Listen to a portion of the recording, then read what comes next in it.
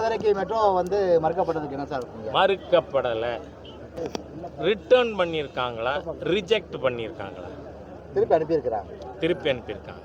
Queries கேட்டு ஒழுங்காக அனுப்பு, டிபிஆர் தப்பு. ஏன்னு சொன்னால் கோயம்புத்தூருடைய மெட்ரோ மொத்த நீளமே 20 கிலோமீட்டர், 10,000 கோடி ரூபாய் எஸ்டிமேட்னு அனுப்பியிருக்காங்க.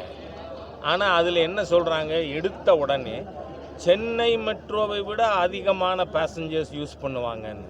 Is it not false? Chennai second phase of மெட்ரோவே 63,000 கோடி. சரி, அது மாநில அரசு தங்கள் திட்டமாக அறிவித்தது.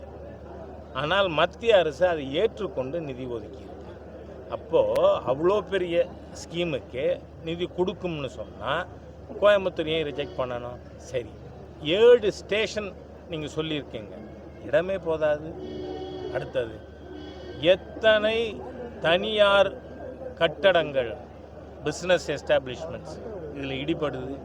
அலைன்மெண்ட்டை சரியாக்கி கொடுங்க.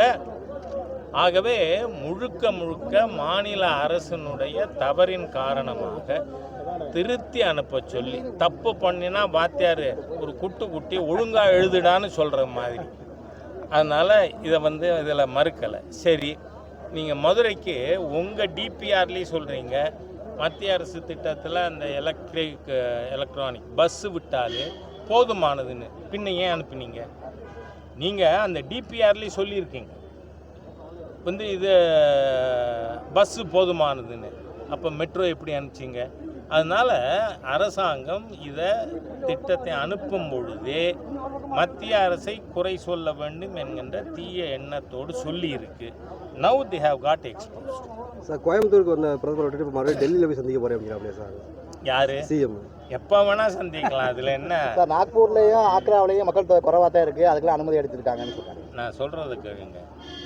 இந்த திமுக அரசாங்கமும் முதலமைச்சரோ சொல்கிற ஒரு வார்த்தையை கூட நம்ப மாட்டேன். ஏன்னா பொய்யர்கள். திராவிட முன்னேற்ற கழகத்தின் டிஎன்ஏ என்னங்க? 67 என்ன சொன்னீங்க? 3 படி லட்சியம், 1 படி நிச்சயமா கொடுத்தீங்களா? புரட்டு.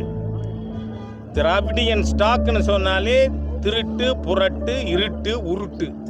அதனால அவங்க சொல்ற எதையுமே நம்ப முடியாது. All or false. முதலமைச்சர் இன்னி வரை ஒரு வரி உண்மை பேசியிருக்காரா? பொய்யர், முழு பொய்யர். அதனால நீங்க கொடுத்த DPR it is defective. Correct it. பல அரசு ஊழியர்கள் மன உளைச்சல்ல இறந்து போறாங்கன்னு சொல்றாங்க சார். நாளை இல்லையா சார்? பொய். ஒரு பிஎல்ஓக்கு எவ்வளவு ஏரியா கொடுத்துருக்கு? ஒரு பூத்தில் எத்தனை ஓட்டு அதிகபட்சம்? 1000 ஓட்டு. எத்தனை வீடு? 300 வீடு. 30 நாளில் 300 வீடு பார்க்கறதுல மன உளைச்சல்ல செத்து போவாங்களா? எல்லாமே பொய் சார். எப்படியாவது மாண்புமிகு பிரதமர் மோடி அவர்கள் அரசாங்கத்தை குறை சொல்லணும்னு நான் கேட்குறேன். பீகாரில் என்ன சொன்னாங்க? இந்த ராகுல் அண்ட் ஸ்டாலின் கம்பெனி, ராகுலோட பிரதர் அப்படி தானே சொன்னார். மை பிரதர் ராகுல் காந்தின்னு கூட சொல்லலை, ராஜீவ் காந்தின்னாராங்க. எடுத்து கரெக்டாக பாருங்கள்.